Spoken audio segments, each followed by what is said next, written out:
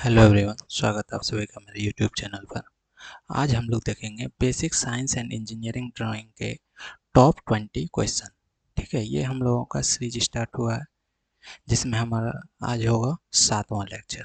ठीक है, तो आइए देखते हैं, शुरू करते हैं। तो सबसे पहला क्वेश्चन क्या है, शक्ति की इकाई को क्या कहा जाता है।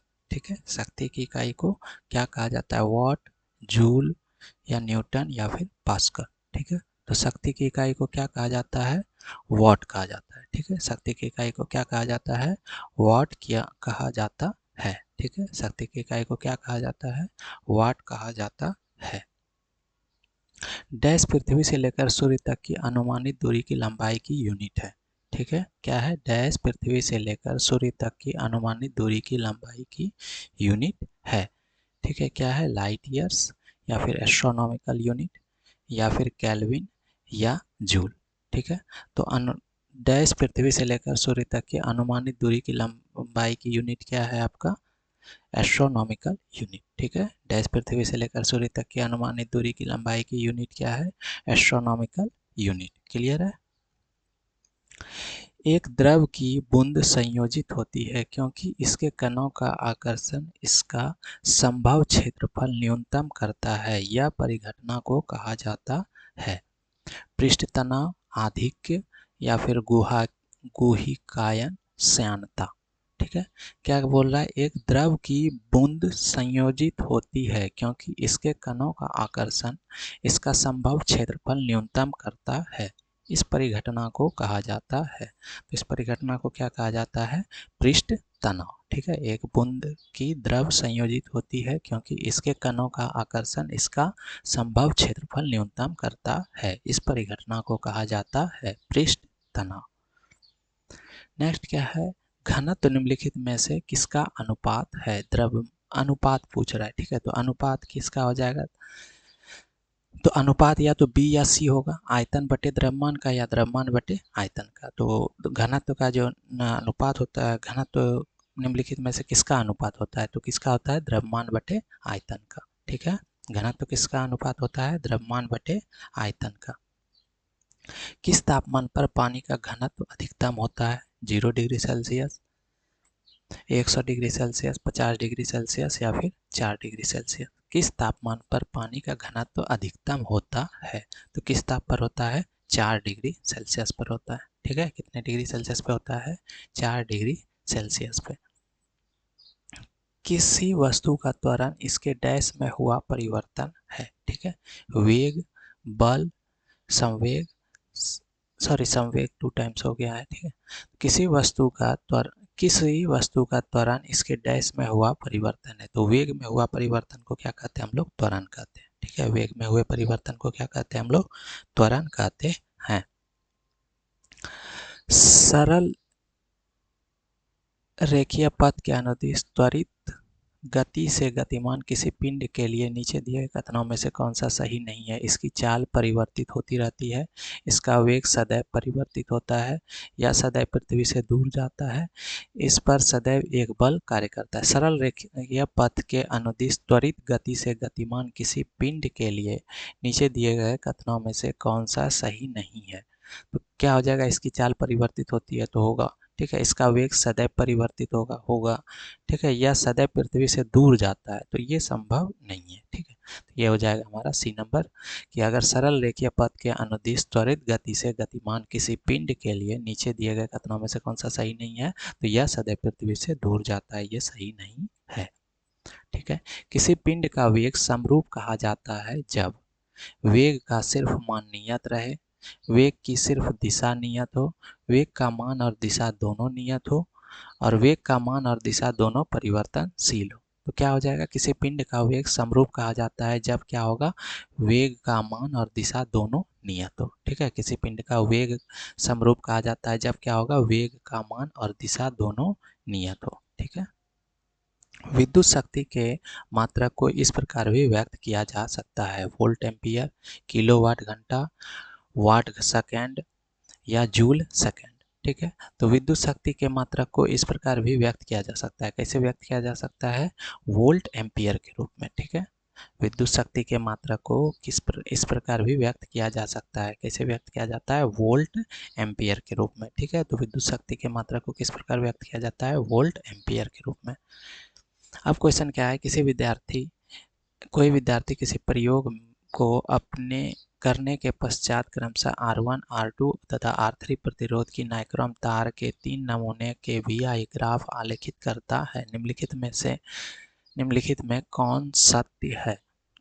जो R1 जैसे विद्युत धारा के पास है तो R1 में विद्युत धारा ज़्यादा होगा, और प्रतिरोध, अगर विद्युत धारा ज़्यादा है तो प्रतिरोध कम होगा। ठीक है, तो R1 के पास विद्युत धारा ज़्यादा है, प्रतिरोध कम होगा, और R3 के पास विद्युत धारा कम है और प्रतिरोध क्या होगा? ज़्यादा होगा। तो उसके अनुसार हम लोग देखेंगे R1, R2, R3 तो कभी बराबर नहीं होगा। R1 बड़ा होगा, प्रतिरोध के मामले में देखा जाए तो R1 के पास प्रतिरोध ज़्यादा होगा? नहीं होगा। सबसे ज़्यादा प्रतिरोध किसके पास होगा? R3 के पास होगा। तो ये R3, और सबसे कम किसके पास होगा? R1 के पास। क्या है कि R1 के पास सबसे ज़्यादा विद्युत धारा है। ठीक है, जो जिसके पास रहता है, जैसे R1 विद्युत धारा I ग्राफ के पास है। ठीक है, तो I ग्राफ के पास है तो इसका मतलब R1 के पास विद्युत धारा ज़्यादा होगा तो प्रतिरोध कम होगा। ठीक है, तो इस कारण से R1 के पास क्या हो जाएगा? सबसे कम प्रतिरोध हो जाएगा, और R3 के पास क्या हो जाएगा? सबसे अधिक प्रतिरोध हो जाएगा। तो हमारा ऑप्शन कौन सा हो जाएगा? C number. ठीक है, नेक्स्ट, निम्नलिखित में से कौन सा वोल्टता को निरूपित करता है? किया गया कार्य बटे विद्युत धारा गुना समय। ठीक है, यही हो जाएगा। निम्नलिखित में कौन सा वोल्टता को निरूपित करता है? तो क्या कौन करता है? किया गया कार्य बटे विद्युत धारा गुना समय। ठीक है, किया गया कार्य आवेश, किया गया कार्य गुना समय बटे विद्युत धारा, या फिर किया गया कार्य गुना आवेश गुना समय होगा। ठीक है, तो इस कंडीशन में क्या हो जाएगा आपका आंसर? तो किया गया कार्य बटे विद्युत धारा गुना समय। ठीक है, वोल्टता को किससे निरूपित किया जाता है? किया गया कार्य बटे विद्युत धारा गुना समय। घरेलू संधारित्र को लघु पतन अथवा अति भारण से बचाने के लिए उपयोग किया जाने वाला सर्वाधिक महत्वपूर्ण सुरक्षा उपाय क्या है? भूसंपर्कन, फ्यूज का उपयोग, या स्टेबलाइजर का उपयोग, या फिर विद्युत मोटरों का उपयोग। क्या बोल रहा है? घरेलू संधारित्रों को लघु पतन अथवा अति भारण से बचाने के लिए उपयोग किया जाने वाला सर्वाधिक महत्वपूर्ण सुरक्षा उपाय क्या है? क्या हो जाएगा आपका? फ्यूज का उपयोग हो जाएगा। ठीक है, किसका हो जाएगा? फ्यूज का उपयोग हो जाएगा।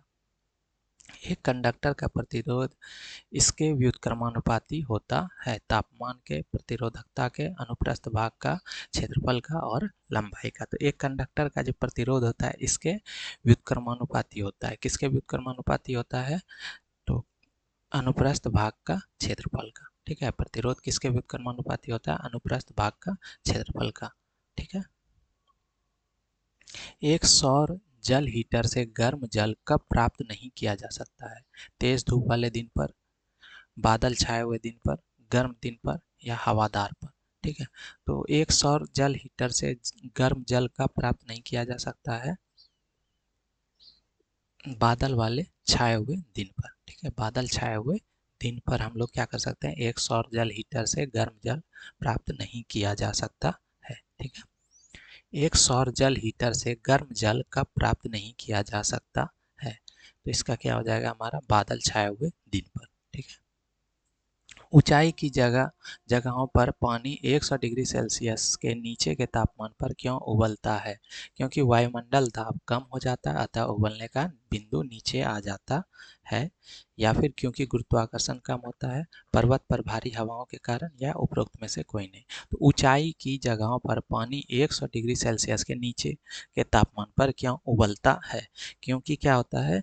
वायुमंडलीय दाब कम हो जाता है अतः उबलने का बिंदु नीचे आ जाता है। फ़ारेनहाइट पैमाने में 40 डिग्री सेल्सियस का मान होता है। कितना होता है? 104 डिग्री फ़ारेनहाइट, या फिर 100 डिग्री फ़ारेनहाइट, 102 डिग्री फ़ारेनहाइट, या फिर 75 डिग्री फ़ारेनहाइट। तो फ़ारेनहाइट पैमाने में 40 डिग्री सेल्सियस को बदलना है, तो कैसे बदलेंगे हम लोग? सेल्सियस का जो सेल्सियस से फ़ारेनहाइट में बदलने का सूत्र होता है वो क्या होता है? F बराबर डिग्री सेल्सियस गुना 9/5 जोड़ 32। ठीक है, डिग्री फ़ारेनहाइट को सेल्सियस में बदलने के लिए क्या होता है formula, degree Fahrenheit equal to क्या होता है, डिग्री सेल्सियस गुने 9/5 जोड़ 32। ठीक है, तो एफ डिग्री फ़ारेनहाइट बराबर कितना हो जाएगा, डिग्री सेल्सियस में वैल्यू कितना दिया हुआ है, 40 दिया हुआ है। ठीक है, तो उसके अकॉर्डिंग क्या हो जाएगा आपका 40 गुना 9/5 जोड़ 32। तो 9 5 से कटाएंगे तो 8 बार में 8 9 72, 72 जोड़ 32 यानी कि 104 डिग्री फ़ारेनहाइट। क्लियर है। नेक्स्ट, डैश द्वारा उष्मा के स्थानांतरण, ठीक है, स्थानांतरण के लिए किसी माध्यम की आवश्यकता नहीं होती है। प्रवाहकत्व, संवहन और विकिरण दोनों, विकिरण या संवहन। ठीक है, डैश द्वारा उष्मा की स्थानांतरण के लिए किसी माध्यम की आवश्यकता नहीं होती है। तो किसके में, विकिरण में। विकिरण में क्या होता है, उष्मा स्थानांतरण के लिए किसी माध्यम की आवश्यकता नहीं होती है। क्लियर है। नेक्स्ट, एक स्तंभ के दोनों सिरे हिंज होने वाले एक वास्तविक लंबाई L की तुलना में प्रभावी लंबाई L क्या होगा। ठीक है, तो L बराबर 1/2, L बराबर 1 या L बराबर 2/1 या फिर L बराबर 2/1/2। ठीक है, तो क्या हो जाएगा, तो एक स्तंभ के दोनों सिरे हिंज होने पर, ठीक है, दोनों सिरे क्या होने पर, हिंज होने पर वास्तविक लंबाई L की तुलना में प्रभावी लंबाई क्या होगा, तो दोनों क्या होगा, बराबर होगा। ठीक है, तो L बराबर क्या हो जाएगा, कैपिटल L बराबर क्या हो जाएगा, स्मॉल l। ठीक है, कमानी तुला किस सिद्धांत पर कार्य करती है। ठीक है, कमानी तुला किस सिद्धांत पर कार्य करती है, तो किस सिद्धांत पर कार्य करती है, बॉयल्स नियम, हुक नियम या बर्नौली सिद्धांत या पास्कल नियम। ठीक है, तो कमानी तुला किस नियम पर कार्य करता है, तो हुक नियम पर कार्य करता है। ठीक है।